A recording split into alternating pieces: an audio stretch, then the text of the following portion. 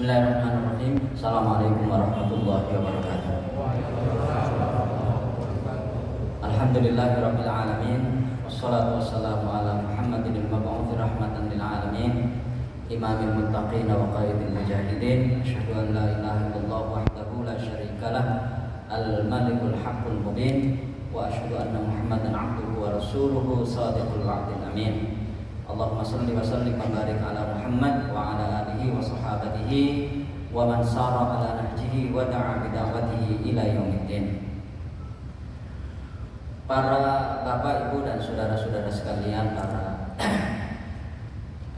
jamaah majelis taklim atau pengajian Masjid Namira yang saya hormati, wabil khusus jajaran tampil masjid yang hadir pada kesempatan ini. Alhamdulillah, kita bersyukur kehadirat Allah Subhanahu wa taala, dan tidak henti-hentinya kita terus bersyukur kehadirat Allah atas nikmat dan karunia yang dianugerahkan kepada kita, yang kemudian dengan karunia itu kita berusaha menggunakan dengan sebaik-baiknya dalam rangka untuk mendekatkan diri kita kepada Allah Subhanahu wa taala dengan amal-amal kebaikan kita, dan kemudian pada saat yang bersamaan berusaha untuk meminimalisir berbagai macam kesalahan-kesalahan dan dosa-dosa kita kepada Allah Subhanahu wa taala. Mudah-mudahan pertemuan kita ini memberikan manfaat dan nilai tambah buat kita dalam rangka upaya kita untuk terus-menerus meningkatkan kualitas keimanan dan ketakwaan kita kepadanya. Para bapak sekalian, materi yang saya sampaikan pada kesempatan ini saya memberi judul tentang persoalan keseimbangan. Sesungguhnya hadis yang akan saya sampaikan ini adalah petikan hadis yang tadi saya sampaikan waktu khutbah nikah dalam pernikahan putranya Pak Bupati pada pagi tadi di Masjid Namira. Tapi tadi saya hanya menyampaikan sedikit, dan ini saya sampaikan secara keseluruhannya, yaitu tentang persoalan keseimbangan. Pada sepekan yang lalu itu heboh media massa atas hasil penelitian yang dilakukan oleh tim investigasi di Perancis tentang adanya fakta bahwa sejak tahun 1950 sampai dengan tahun 2020, berarti berapa tahun? 70 tahun, 1950 sampai tahun 2020, itu di Perancis terjadi 216.000 anak yang mengalami pedofilia. Ya, jadi 216.000 anak yang mengalami pelecehan seksual yang dilakukan oleh para pemuka agama. Ya, tentu dalam bab ini bukan agama Islam. Jadi karena para pemuka agama di sana itu kan mereka tidak boleh menikah, ya kan, karena ya demikian itu agama mereka melarang mereka untuk menikah, dan mungkin karena kebutuhan itu tidak terpenuhi sehingga mereka melakukan penyimpangan yang sungguh sangat dramatis dalam tempo 70 tahun. Ya, ini dibuat tim investigasi melalui penilaian ini, itu 216.000 anak mengalami pelecehan seksual yang dilakukan oleh para pemuka agama tersebut. Dan ini dibuat sedemikian rapi sehingga dalam tempo waktu 70 tahun itu, ya, itu tidak sampai terbongkar.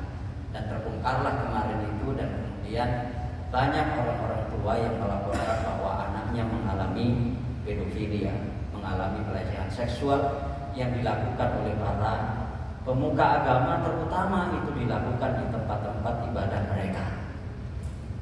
Apa yang ingin saya sampaikan pada kesempatan ini, inilah akibat keseimbangan fitrah yang tidak terpenuhi, bahwa dikira ketika orang itu tidak menikah, ya kan, dan kemudian tenggelam dengan ibadah-ibadahnya kepada Tuhannya, itulah yang mulia, ya, dengan konsentrasi penuh dengan ibadah-ibadah mereka itu, dan kemudian mereka meninggalkan nikah, ya, maka kemudian mereka mengalami sebuah kemuliaan yang luar biasa menurut mereka. Tapi kenyataannya itulah yang terjadi. Dan itu sebabnya kenapa pernikahan di dalam Islam itu disyariatkan ya dengan syariat yang syumul gitu, yang menyeluruh, siapapun harus melakukan itu ketika mereka mampu untuk melakukannya. Jadi kan bayangannya begitu kan, kalau ada orang yang rajin beribadah di masjid, mungkin dia pemuka agama, rajin di gereja dan seterusnya, pemuka agama, kemudian meninggalkan perempuan, tidak mau menikah, itu kan anggapannya bagus gitu kan ya, hebat begitu. Tapi itu kenyataannya. Inilah yang saya sebut sebagai ketidakseimbangan secara fitrah. Karena menikah itu sendiri adalah fitrah manusia. Sebagaimana mereka beribadah kepada Allah Subhanahu wa taala, itu adalah fitrah manusia. Dan tidak boleh orang itu mempertentangkan antar fitrah-fitrah tersebut. Ketika dipertentangkan, ya itulah akibatnya. Ya, ketika dipertentangkan itulah akibatnya. Jadi tolong dicek misalnya di internet, itu akan semua media online ya memuat itu. Tidak ada satupun yang ketinggalan. Semua media online. Kalau Kompas itu lebih detail yang saya sampaikan tadi itu. Ini Kompas yang memuat ini. Jadi 216.000 anak mengalami pedofilia mulai tahun 1950 sampai dengan tahun 2020. Jadi selama 70 tahun di Prancis. Ini Prancis melakukan tim investigasi. Nah, kita lihat bagaimana kira-kira di negara-negara yang lain, ya, yang mereka tidak melakukan itu. Tentu menurut saya juga akan mirip-mirip saja, karena ini adalah persoalan yang dialami oleh mereka secara umum. Gitu. Inilah yang dialami oleh mereka secara umum, dan itulah sebabnya kenapa kemudian di dalam Islam itu semuanya tidak dipertentangkan. Ya kan, itu semuanya tidak dipertentangkan, dan tidak ada sebuah status kemuliaan seseorang dengan cara meninggalkan fitrah yang satu dan mengambil fitrah yang lain. Gitu. Bukan itu status kemuliaan di dalam Islam. Nah, sekalian, hadis ini menarik karena ya sesungguhnya ini adalah asal dialog dua orang sahabat Nabi SAW yang kemudian hasil dialog itu disampaikan kepada Rasulullah SAW, dan Rasulullah membenarkan kesimpulan dari dialog itu. Ya, karena itulah ini adalah athar, maksudnya athar itu adalah statement atau pernyataan yang disampaikan oleh para sahabat. Tapi kemudian karena Rasulullah SAW dilapori hasil kesimpulan dari dialog mereka berdua ini dan Rasulullah membenarkan, maka kemudian ini adalah sebuah hadis, karena Rasulullah SAW menetapkan atau membenarkan apa yang menjadi statement dan kesimpulan dari dua orang sahabat yang sedang berdialog itu. Nah, kedua orang sahabat ini adalah Salman Al-Farisi dan Abu Darda. Baik, kita langsung saja mulai di sini ya, sekalian. Hadis ini diriwayatkan oleh Imam Bukhari.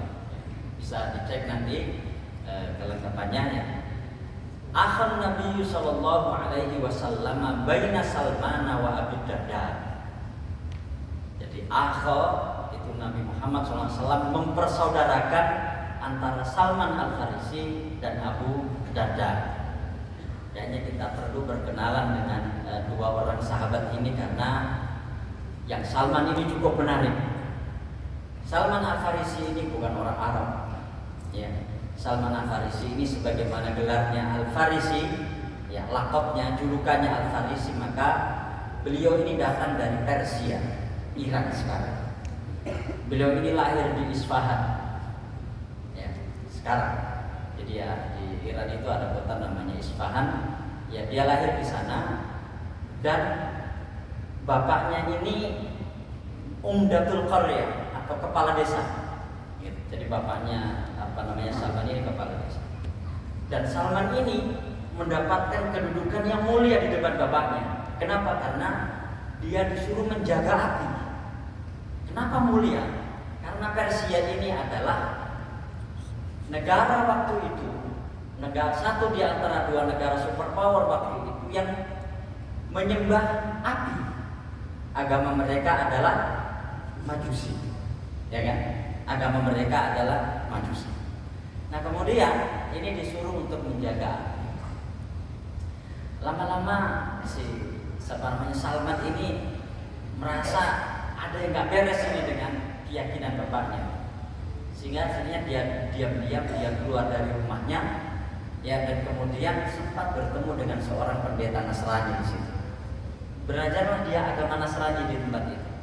Dia melihat, wah, agama Nasrani ini lebih bagus, ya, lebih bagus. Akhirnya dia pulang ke rumah. Rupanya ada temannya yang memberitahu bapaknya bahwa Salman ini belajar agama ke pendeta Nasrani. Bapaknya marah, sampai akhirnya Salman ini dikerangkeng di rumahnya itu dan nggak boleh keluar. Ya, nggak boleh keluar. Yang dibatasi betul keluarnya. Sampai kemudian akhirnya bapaknya ini meninggal. Bapaknya Salman ini meninggal. Bebaslah Salman untuk mencari kebenaran tentang ideologi yang harus dia peluk. Akhirnya dia pergi agak jauh, ya, menuju Syam. Di sana dia ketemu dengan seorang pendeta. Belajarlah dia agama Nasrani di situ dan dia sempat lama ya belajar dan sempat mau masuk agama Nasrani. Tapi dia nggak jadi karena dia melihat ada yang nggak beres di dalam pendeta ini. Dia mengumpulkan sedekah dari rakyat gitu ya, dari umat Nasrani waktu itu, tapi sedekah ini nggak dibagi, disimpan ya untuk dirinya, nggak dibagi ke masyarakat yang miskin. Sampai akhirnya kemudian pendeta ini meninggal. Nah, tapi sebelum meninggal, Salman nanya, ini setelah Anda meninggal ini kira-kira Anda merekomendasikan saya harus ke siapa untuk belajar agama ini? Nah, akhirnya kemudian ditunjukkan ke si Fulan gitu. Nah, gitu dia meninggal, yang tahu tentang simpenan emas dan uang hasil sedekah itu Salman. Akhirnya Salman ini memberitahukan kepada rakyat ya bahwa ini pendeta yang telah meninggal ini telah menyimpan uang sedekah dan seterusnya, dan ini saya kembalikan kepada kalian semuanya karena ini milik kalian. Akhirnya masyarakat marah waktu itu dan hampir-hampir tidak mau memakamkan pendeta ini. Nah, akhirnya Salman menuju ke orang yang ditunjuk. Saya nggak disebut di dalam buku itu ya, orang itu namanya siapa. Tapi agak jauh, tempatnya itu di Mosul. Mosul itu sebuah kota yang ada di Irak sekarang. Ya, Mosul. Sampai di sana ketemulah dia pendeta. Belajar dia. Gak lama kemudian pendeta ini meninggal. Tapi sebelum meninggal dia nanya, kemana saya harus belajar agama setelah Anda meninggal? Apa setelah nanti Anda meninggal? Di waktu sakaratul maut. Tunjukkan ada tempat antara Mosul dan Syam, namanya Nasibin, kota kecil gitu antara Mosul dan Syam. Dia ke sana. Ya. Sama dengan yang pertama tadi. Gak lama kemudian pendeta ini meninggal. Dan sebelumnya dia tanya, kemana lagi saya harus mencari kebenaran tentang agama ini? Ditunjukkan ada tempat namanya Amuria. Ya, namanya Amuria. Akhirnya ketemulah dia pendeta di tempat itu. Sama dengan nasibnya yang pertama tadi, ya kan? Sebelum dia belajar lama, pendeta ini meninggal. Tapi sebelum meninggal, ya pendeta ini menunjukkan kemana. Dan ini yang berbeda dengan dua pendeta sebelumnya. Kamu datang ke Arab. Di sana ada seorang nabi yang membawa ajaran agama Nabi Ibrahim. Ringkas seperti itu. Ya. Jadi mungkin kita bisa melihat ajaran agama Ibrahim itu di surat Al-Baqarah ayat yang ke-132 ya. Wa wassa biha Ibrahimu banihi wa Yaqub ya baniya innallaha astafa lakumuddin fala tamutunna illa wa antum muslimun. Ya, surah Al-Baqarah ayat yang ke-132. Akhirnya kemudian si Salman ini menuju tempat Arab itu, tapi dia nggak tahu. Tiba-tiba ada rombongan. Rombongan ini namanya Bani Kalb dari Arab. Ikutlah dia rombongan. Ini pedagang yang biasa Rasulullah berdagang dari Madinah ke Syam itu kan. Ya, dari Mekah ke Syam itu dulu bersama pamannya. Nah, ini balik dari Syam. Ikutlah dia rombongan itu. Tapi kurang ajar rombongan ini. Ketika dia Salman ikut di rombongan itu, bukan diajak untuk menemui Nabi, tapi dia dijadikan budak dan dijual. Jadi Salman akhirnya menjadi budak. Sampai di Madinah dijual ke salah seorang seorang Yahudi dari Bani Quraidah. Ya, kita kenal ya istilahnya. Jadi Yahudi dari Bani Quraidah. Akhirnya Salman ikut di rumah itu menjadi budak. Nah, suatu ketika sepupunya Yahudi Bani Quraidah ini kepingin membeli Salman. Karena Salman ini badannya kuat dan sepupunya Bani Quraidah ini memiliki kebun kurma yang cukup luas sehingga Salman ini nanti bisa dijadikan pelayan untuk ngunduh kurma gitu. Karena orang mungkin ada yang tahu ya sahabat umrah atau haji, ya ngunduh kurma itu gak semua orang bisa. Ya kalau sekarang sudah ada peralatan yang sedemikian canggih, kalau dulu itu kan badannya harus diikat dan ini masih ada di sana. Nah akhirnya dia ikut sepupunya tadi menjadi budak. Suatu ketika waktu dia disuruh untuk ngunduh kurma ini, juragannya ini ada di bawah kurma itu sedang memperbincangkan kedatangan Nabi Muhammad SAW di Masjid Quba, di Quba. Ya waktu itu Rasulullah SAW membangun Masjid Quba, diperbincangkan Nabi. Dan perbincangan dia ini, juragannya ini tentang Nabi Muhammad persis yang beliau dengar dari pendeta yang sebelum meninggal tadi.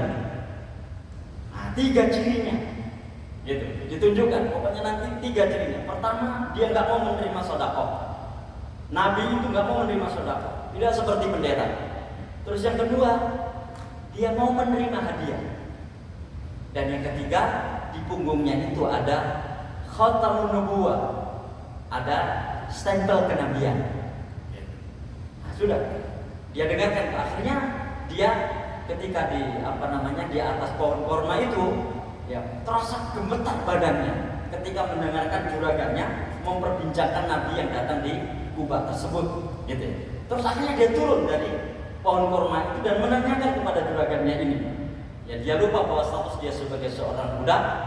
Dia menanyakan sebagaimana apa adanya. Apa yang kamu dengar dari dan seterusnya? Yang apa yang kamu dengar tentang Nabi Muhammad apa dan? Ya. Sampai akhirnya juragannya marah. Sudah kamu itu budak, kerja sana. Dia pikir waktu itu begitu malam hari dia keluar dari rumahnya tanpa sepengetahuan juragannya. Datanglah dia menemui Rasulullah SAW. Ya, dites Rasulullah. Ya, ini ada sedekah ya, yang saya sampaikan kepada Anda. Maka silakan Anda terima. Diterima oleh Nabi Muhammad SAW, tapi kemudian dibagikan kepada sahabatnya. Dan beliau tidak mengambil sedikit pun sedekah itu. Sudah. Setelah itu kemudian malam berikutnya begitu juga. Ya, jadi malam berikutnya Rasulullah dikasih hadiah. Ya, hadiah nggak seberapa begitu. Ini statusnya, ini hadiah, ya ini hadiah. Akhirnya dipegang hadiah. Hadiah itu kurma dan kurma itu kemudian dimakan oleh beliau. Oh, sudah sesuai ini dengan pendeta yang dulu memberikan nasihat kepada Salman. Hari berikutnya ketemu Nabi Muhammad SAW sedang memakamkan salah seorang sahabatnya yang meninggal di Baqi. Saat itu beliau Salman, ya, sebagaimana diajarkan oleh pendeta, disuruh salam. Assalamualaikum. Rasulullah diam waktu itu. Begitu assalamualaikum, dia membalikkan badannya si Salman ini, ingin melihat punggungnya Rasulullah SAW. Rasulullah memahami itu, akhirnya beliau agak membuka sedikit gamis belakangnya, dan di situ ada stempel kenabian, ada khatamun nubuwah itu. Ya, khatamun nubuwah. Khatam stempel. Akhirnya kemudian dengan menangis terharu, ya, beliau ini merangkul Rasulullah SAW dan kemudian masuk Islam.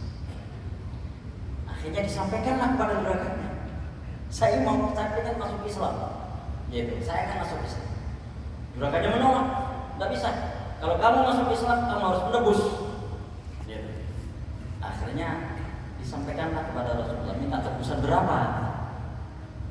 Minta tebusan berapa? Saya tidak paham ya, ini berapa ininya. Jelas itu adalah 400 uqiyah emas sama 300 bibit pohon korma yang bisa berbuah dalam waktu singkat. Korma itu kan lama, kayak kelapa sawit ya. Tidak tahu berapa tahun begitu baru bisa berbuah. Ya. Sudah begitu harus pakai kayak salak begitu kan, harus silang, ada kurma laki dan kurma perempuan kan. Ya. Jadi seperti itu. Nah akhirnya Rasulullah SAW menyuruh para sahabat untuk urunan di dalam membebaskan Salman. Dan kemudian yang kurma itu Rasulullah menanam satu bibit kurma. Ya, Rasulullah sendiri dengan tangannya menanam satu bibit kurma dan akhirnya kurma ini menjadi varian baru kurma yang ada pada saat itu. Kurma inilah yang disebut dengan kurma ajwa. Nah akhirnya dibebaskanlah Salman. Dan kemudian Salman ini dekat dengan Rasulullah SAW sampai ada hadis yang berbunyi Salmanu minna ahlul bait. Salman itu bagi kami seperti keluarga sendiri, kata Rasulullah SAW. Itulah Salman. Dan dilihat bagaimana pencarian kebenarannya itu sampai dia harus jadi budak seperti itu. Itu Salman. Nah satunya lagi itu Abu Darda.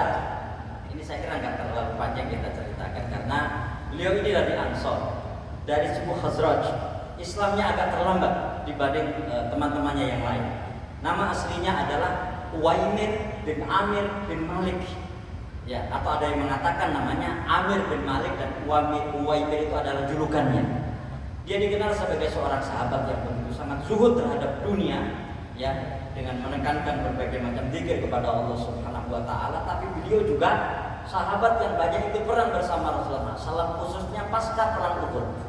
Ini yang saya katakan masuk Islamnya agak terlambat karena beliau masuk Islam setelah perang Uhud, bukan termasuk sahabat Ansor yang ikut berbaiat Rasulullah SAW waktu baiat Aqabah yang pertama maupun baiat Aqabah yang kedua pada tahun ke-11 dan ke-12 dari kenabian.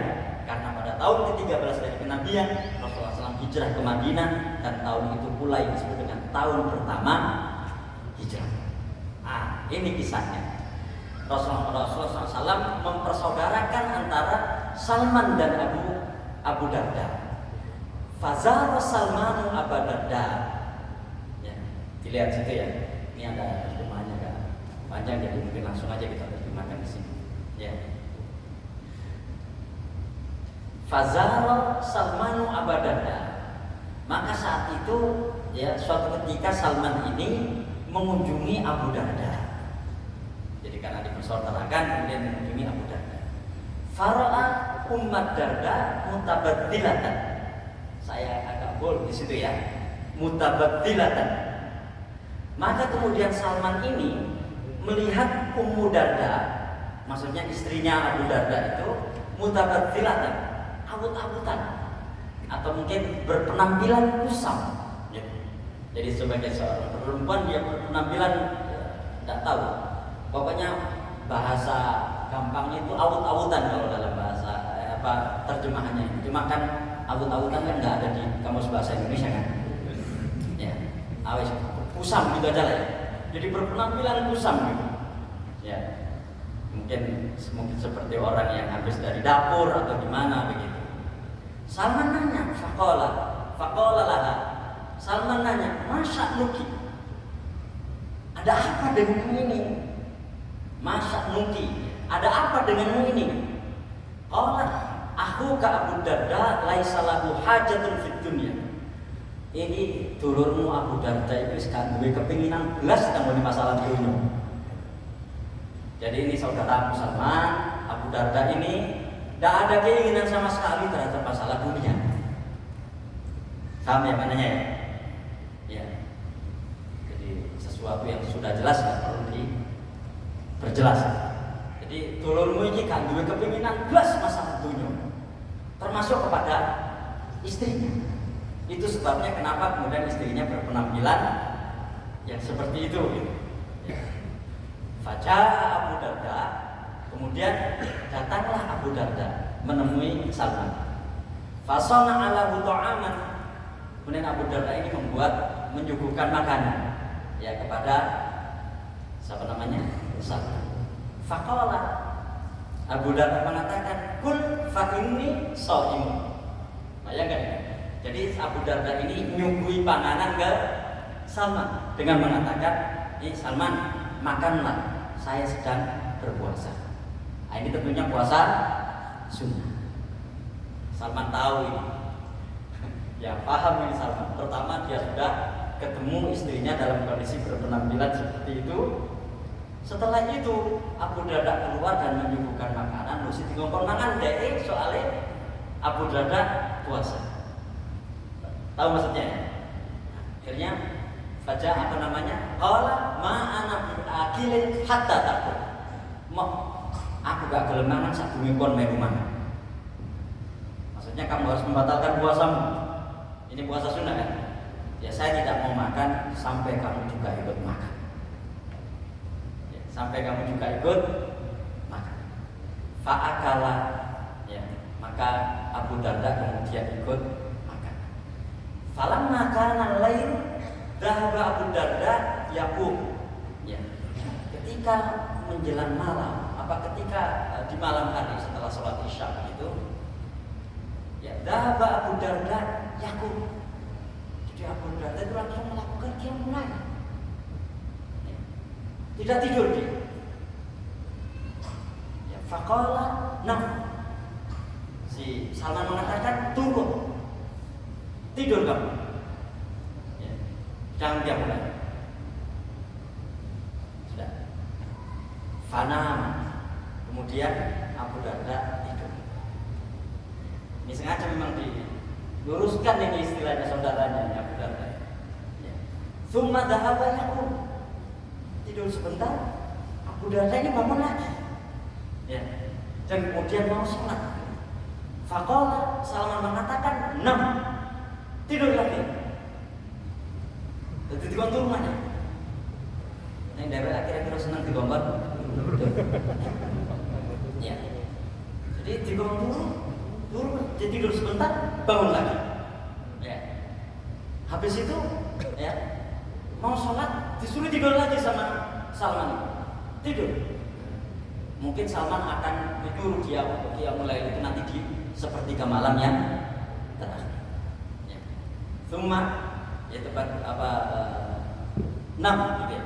Falamma kana akhirul lail, qala Salman, qumil an. Ketika sampai pada akhir malam atau sepertiga malam terakhir itu, qala Salman, qum. Nah, sekarang bangunlah kamu untuk sholat. Ya, tentunya karena waktu di rumah, maka Abu Darda ini disuruh tidur bersama istri. Ya, disuruh tidur bersama istri. Begitu sampai kemudian di akhir malam baru kemudian Salman mengatakan kepada Abu Darda, ya di sini dikatakan qala Salman qum. Ya, sekarang bangunlah. Qala fasallaya. Maka kemudian keduanya melakukan sholat. Maksudnya sholat qiyamul lail, sholat tahajud. Faqala lahu Salman. Inilah yang saya kira menjadi penting stressing daripada hadis ini.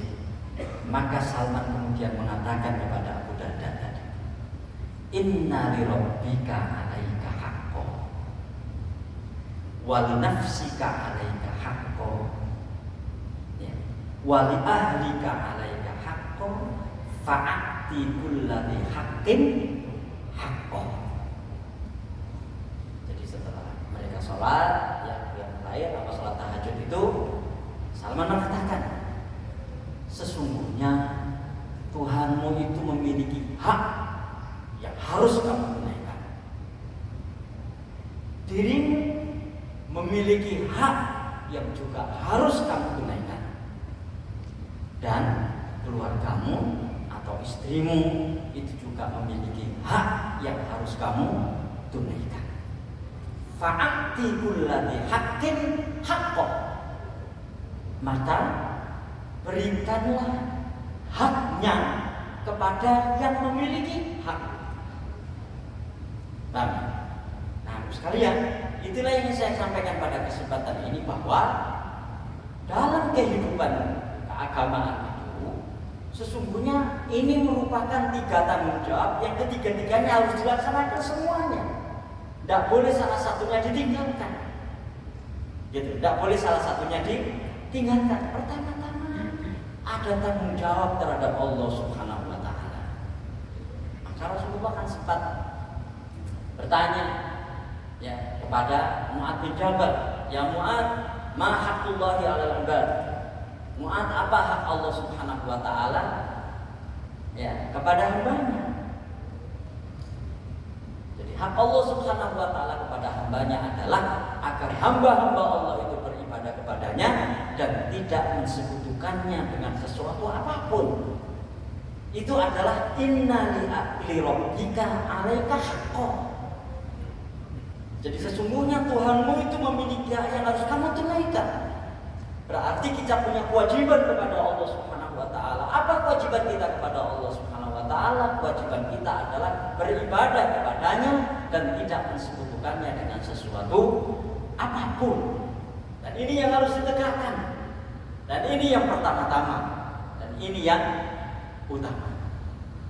Makanya kalau kita lihat, inilah teori keseimbangan yang pertama yang harus dimiliki seorang mukmin. Sebagaimana ini yang disampaikan oleh Nabi Musa ketika menasihati Qarun.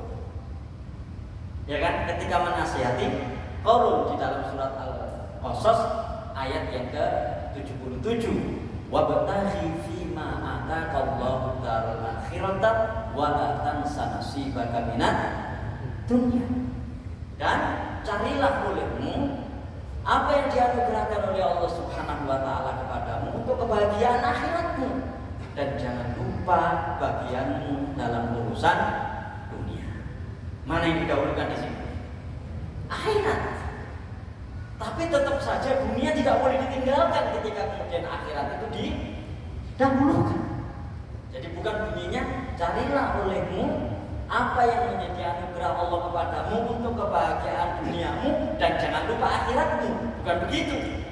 Tapi wabtaghi fima ataqallahu daral akhirata wa la tansa nasibaka minad dunya.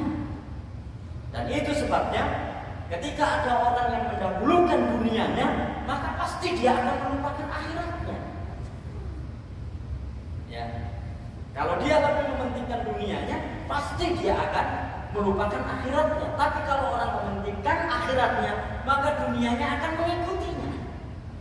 Nah, itu bisa kita lihat di surat Al-Baqarah ayat yang 200 dan 201. Di ayat yang ke-200 Allah berfirman, "Wa minan nasi may yaqulu rabbana atina fid dunya wa ma lahu fil akhirati min khalaq." Di antara manusia itu ada yang berdoa, ya Allah berikanlah aku kebaikan di dunia, sementara dia tidak mendapatkan bagian akhirat sedikit pun. Tapi di ayat yang 201 Allah melanjutkan firman-Nya, wa minhum may yaqulu rabbana atina fid dunya hasanah wa fil akhirati hasanah wa qina adzabannar. Jadi kalau orang itu mengikutkan akhiratnya, maka dunianya itu akan kena. Kenapa? Karena untuk mencapai kebahagiaan akhirat dia harus beres juga dunianya. Ya, harus beres juga. Dan itulah yang dimaksud dengan inna li rabbika 'alaika haqqo. Tapi orang nggak boleh tenggelam di situ secara keseluruhan hidupnya. Kenapa? Ada berikutnya ini. Wa li nafsika 'alaika haqqo. Dan untuk dirimu, ya, itu juga ada hak yang harus kamu tunaikan. Ya, kita ini, diri kita ini punya hak yang kita harus merawatnya dengan baik. Kalau orang itu sedang sakit dan kemudian dia mampu ke rumah sakit, mampu untuk melakukan pengobatan dan dia tidak melakukan pengobatan, maka dia itu mendolimi dirinya. Berarti dia tidak menunaikan hak dirinya untuk dipenuhi hak itu. Gitu. Nah ini kita juga demikian. Dan itu sebabnya kenapa orang juga diperintahkan oleh Allah Subhanahu wa taala untuk merawat dirinya dengan sebaik-baiknya. Ya. Kenapa? Karena merawat diri dengan sebaik-baiknya itu adalah salah satu modal untuk bisa memenuhi kewajibannya kepada Allah Subhanahu wa taala. Makanya coba kita lihat bagaimana penampilan Rasulullah SAW. Penampilannya itu selalu penampilan yang baik. Ya kan? Penampilan yang memberikan kesan bahwa Rasulullah itu sangat-sangat merawat dirinya. Karena itu kalau kita lihat di dalam hadis itu sampai detail bagaimana beliau menyisir rambutnya, ya kan? Bagaimana ketika beriktikaf supaya iktikafnya itu tidak batal, beliau ya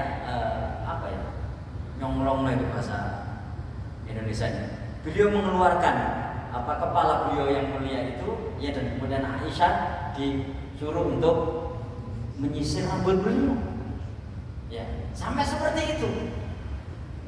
Nah, kenapa? Karena sesungguhnya tampilan diri yang baik itu cermin kondisi kejiwaan. Ya, sudahlah kalau di hadapan kita tiba-tiba ketemu dengan orang yang rambutnya awut-awutan itu, beranikah kita mengatakan "Komiku anu uripe?" Misalnya. Itu sebabnya. Itulah wa nafsika 'alaika haqqan. Kecuali kalau memang kita ini ingin agar memberikan pesan kepada orang bahwa kita sedang gelisah. Tapi kita perlu tahu bahwa kegelisahan kita itu akan sulit disembunyikan dengan tampilan kita. Tampilan kita itu sesungguhnya adalah cermin dari apa yang ada di dalam jiwa kita. Ya, bahkan kadang-kadang nggak bisa kita sembunyikan itu. Ya, mohon maaf ini nggak pernah terjadi kisah ini dan mudah-mudahan tidak terjadi di kita. Belum selesai dia tengkar dengan istrinya di rumah, misalnya, dan dia adalah seorang pengajar, datang ke sekolahan pasti akan diteruskan itu untuk memarahi murid-muridnya. Ya. Ini sesuatu yang secara kejiwaannya kan sulit ditutupi. Dan itu sebabnya kenapa seorang qadhi, seorang hakim itu tidak boleh menghakimi orang dalam kondisi marah. Karena kemarahan itulah yang menyebabkan dia akan kehilangan kontrol untuk tidak lagi bisa selektif dan tidak lagi bisa objektif dari apa yang akan dia katakan dan apa yang akan dia lakukan. Wa nafsika 'alaika haqqan. Makanya babnya kita berpenampilan baik, menyisir yang baik, berpakaian yang baik dan seterusnya. Terus sekalian, itu karena wa nafsika 'alaika haqqan. Dan itu sebabnya kenapa di dalam fikih itu ada babul libas, bab berpakaian. Coba dalam fikih sampai ada doanya, sampai ada jenis-jenis pakaian dan seterusnya. Sampai kemudian di dalam Al-Quran itu disebutkan ada pakaian yang bold dan seterusnya. Ya bani Adam qad anzalna ilaikum libasan yuwari sawatikum warisha wa libasut taqwa dzalika khair. Wahai anak Adam, sungguh kami telah menurunkan kepada kalian pakaian, ya kan? Untuk apa? Untuk menutupi aurat-aurat kalian. Dan di antara jenis pakaian itu adalah kain wool. Tapi kata Allah, wa libasut taqwa dzalika khair, dan pakaian takwa itu adalah yang lebih baik. Artinya apa yang kita pakai ini kita bingkai dengan ketakwaan. Sehingga ini betul-betul bermakna pakaian. Ketika pakaian itu tidak dibingkai dengan ketakwaan bagi orang-orang yang beriman, maka pakaian itu tidak bisa disebut sebagai pakaian dengan fungsinya. Contoh, pakaian yang mempertontonkan aurat dalam Islam nggak bisa disebut pakaian, ya kan? Meskipun harganya sangat mahal. Makanya kita kadang-kadang secara teori ekonomi itu nggak ketemu bagaimana pakaian yang semakin sempit kok harganya semakin mahal. Misalnya. Tapi kan ini terjadi. Nah itu di dalam Islam nggak disebut pakaian, karena pakaian itu fungsinya yuwari sawatikum. Al-A'raf ayat yang ke-26, untuk menutupi aurat-aurat kalian.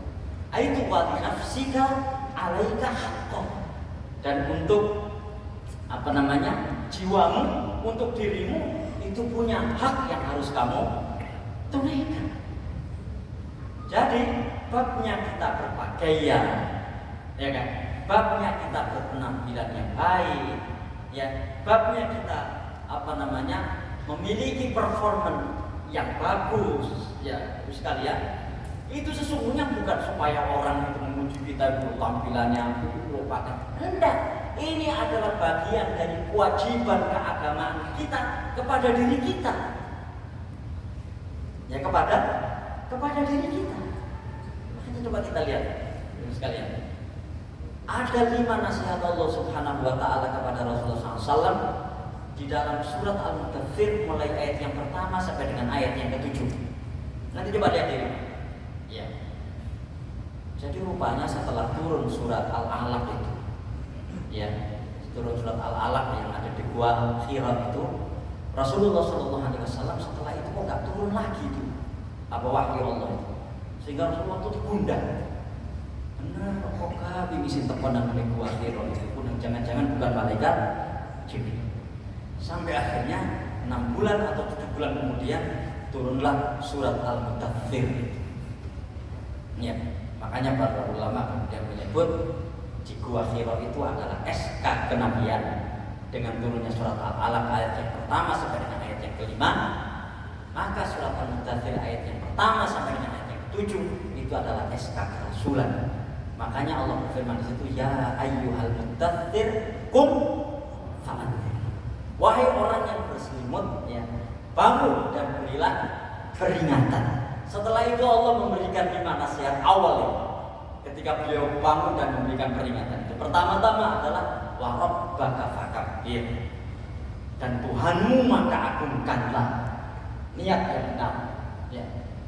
Wa thiyabaka fatahhir, ya, dan pakaianmu maka sucikanlah. Thiyab ini pakaian fisik. Ya, pakaian sucikanlah. Berarti penampilanmu harus bagus Muhammad. Ya. Warujza fahjur, dan perbuatan jelek, perbuatan dosa hindari sejauh-jauhnya. Wala tamnun tastakfir, dan jangan sekali-kali ketika kamu memberi, kamu ingin mendapatkan balasan yang lebih banyak dari apa yang kamu beri itu.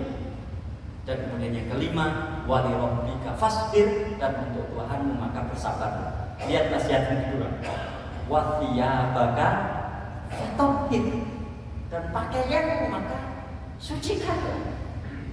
Jadi ini babnya perintah agama sebagai sebuah bentuk penunaian kewajiban terhadap diri sendiri. Ya, nah di situ. Dan karena itu janganlah kita ini membiarkan diri kita, tidak menghormati diri kita, sampai akhirnya kemudian kita tidak lagi tahu apa yang harus kita lakukan kepada diri kita sendiri. Ya. Dan kalau itu sampai terjadi, maka sesungguhnya dia telah mengabaikan satu hal penting dalam kehidupan keagamaannya. Apa? Wa li nafsika 'alaika haqq, dan untuk dirimu, untuk jiwamu itu punya hak yang harus kamu tunaikan. Ya, yang harus kamu tunaikan. Itu yang kedua sekali. Nah, karena itulah saya kira inilah yang kemudian di dalam ilmu pengembangan kepribadian itu dalam bahasa Arab disebut sebagai at-tarbiyatu dzatiyah, gitu ya. Al-mas'uliyatu dzatiyah, tanggung jawab personal. Kalau yang pertama tadi tanggung jawab ketuhanan, ini adalah tanggung jawab personal. Artinya kita itu punya tanggung jawab terhadap diri kita sendiri, dan karena itu banyak sekali ayat-ayat jangan sampai kita ini menjerebabkan diri kita kepada jurang kenistaan. Makanya ada ayat yang berbunyi wala tulqu bi aydikum ila tahlukan, jangan sekali-kali kamu melemparkan dirimu kepada kerusakan, karena itu berarti mengabaikan penunaian hak terhadap dirinya.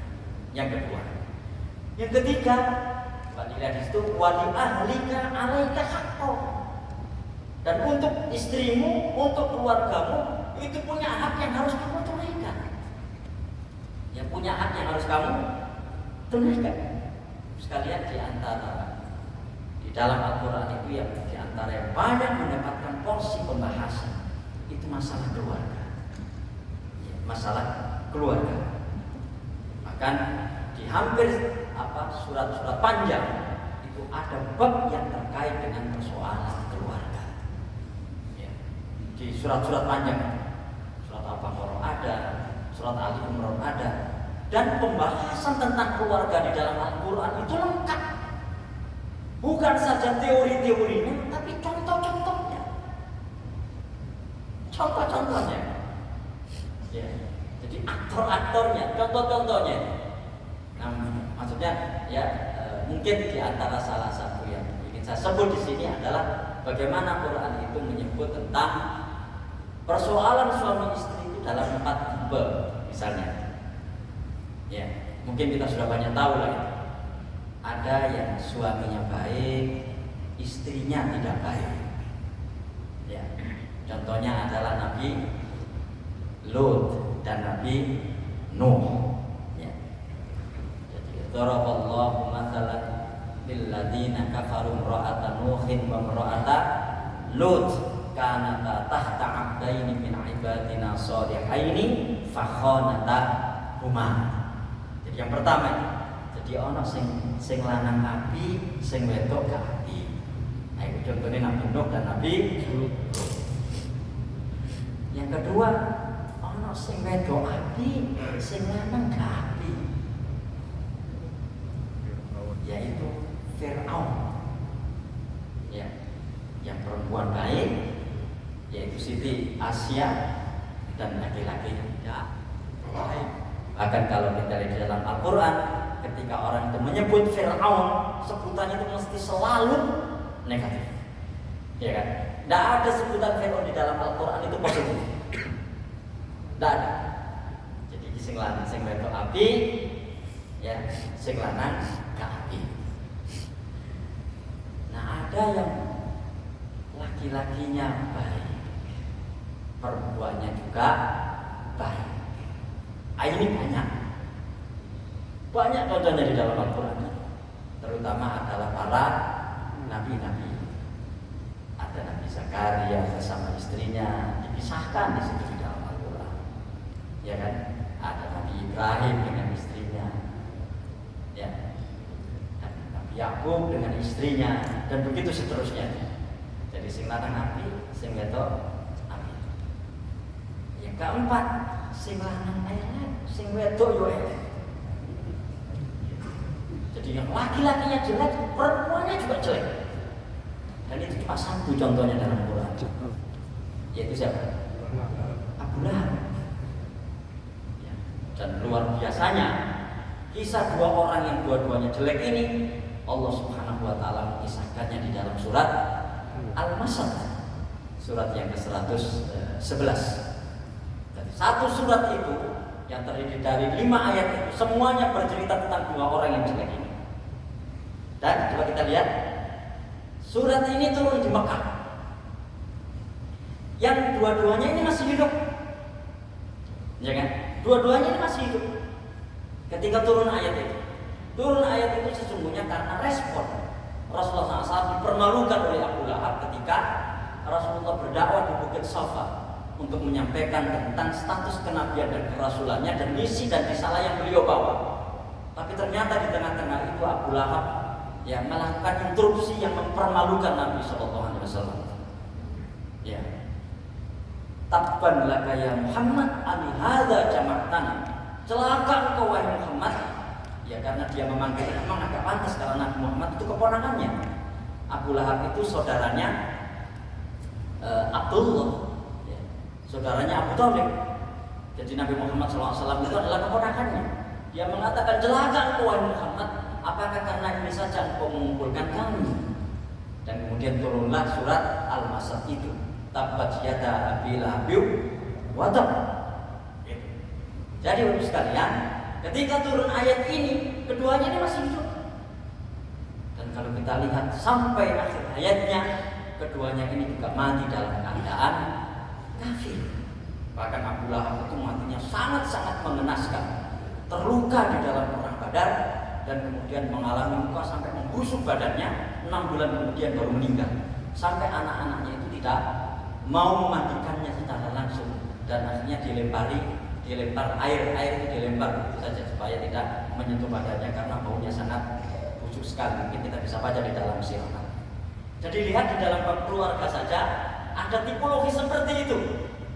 Ada yang laki-lakinya baik, perempuannya tidak baik. Ada yang perempuannya baik, laki-lakinya tidak baik. Ada yang perempuannya laki-lakinya baik, perempuannya baik. Ada yang laki-lakinya tidak baik, perempuannya juga tidak baik. Lihat, itu kan sesungguhnya cermin dari bagaimana orang melaksanakan ini. Wali ahlika alaika haqqun. Dan yang menarik di dalam Al-Quran itu persoalan keluarga yang itu sesungguhnya kalau kita lihat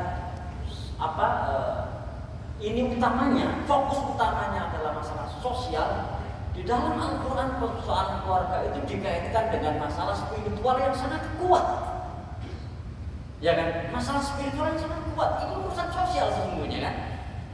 Persoalan menikah, merawat anak, berbuat baik kepada orang tua, berbuat baik kepada mertua, ini kan masalah sosial. Tapi di dalam Al-Quran itu dikaitkan dengan kuat tentang masalah surga dan neraka. Sampai ada ayat yang berbunyi, ya ayyuhalladzina amanu qu anfusakum wa ahlikum nar. Surat At-Tahrim ayat yang ke-6, surat yang ke-66. Ya. Jadi sampai seperti itu. Nah, sekalian, setelah itu kemudian Abu Darda ini bahasa saya, mudah-mudahan tidak begitu. Ya, bahasa saya mungkin gak terima ini kira-kira dinasihati Salman ini. Ya, jadi inna li rabbika 'alaika haqqan wa li nafsika 'alaika haqqan. Ya kan? Kemudian wa li ahlika 'alaika haqqan fa'ati kulladzi haqqin haqqan.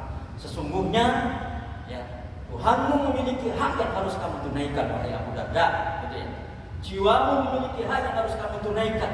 Keluargamu, istrimu memiliki hak yang harus kamu tunaikan.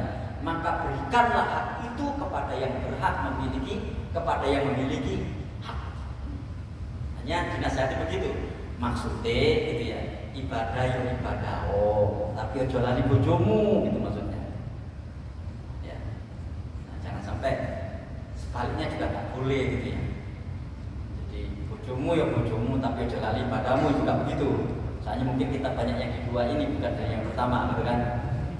Jadi ibadah ojo lali bojomu, ojo lali anakmu. Ya. Bahkan di dalam hadis itu saya lupa ya, nanti mungkin akan kita bawakan. Infak nafkah yang diberikan oleh suami kepada istrinya itu lebih baik di sisi Allah daripada itu digunakan jihad fisabilillah. Hadis Bukhari. Sampai seperti itu. Karena kan kita jumpai kan ada kecenderungan seperti itu. Pernah ada seorang perempuan itu datang kepada kita dan bertanya masalah itu karena suaminya jihad, suaminya itu sibuk agama sampai dia dilupakan, tidak dikasih nafkah. Bukan begitu. Bukan begitu. Makanya di sini inilah yang disebut wali ahlika 'alaika haqqo. Bahkan kita juga pernah kan mendengar ada orang yang mau berjihad kemudian orang tuanya sedang sakit di rumah. Rasulullah kemudian mengatakan fafihima fajahid, berjihadlah ya di jalan Allah untuk mengurus orang tuamu dan tidak diperbolehkan ikut berperang bersama Rasulullah SAW. Nah ini nggak terima ini gitu ya. Abu Darda bener tasih disampaikan Salman ini. Fa'atan Nabiya SAW fadzakara dzalika lahu. Maka Abu Darda ini kemudian menemui Rasulullah SAW, fadzakara dzalika lahu. Maka kemudian Rasulullah SAW menyebutkan apa yang disampaikan Salman itu kepada Rasulullah.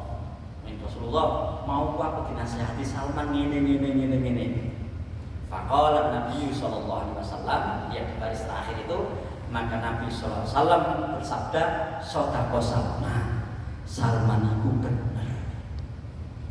Assalamualaikum warahmatullahi wabarakatuh.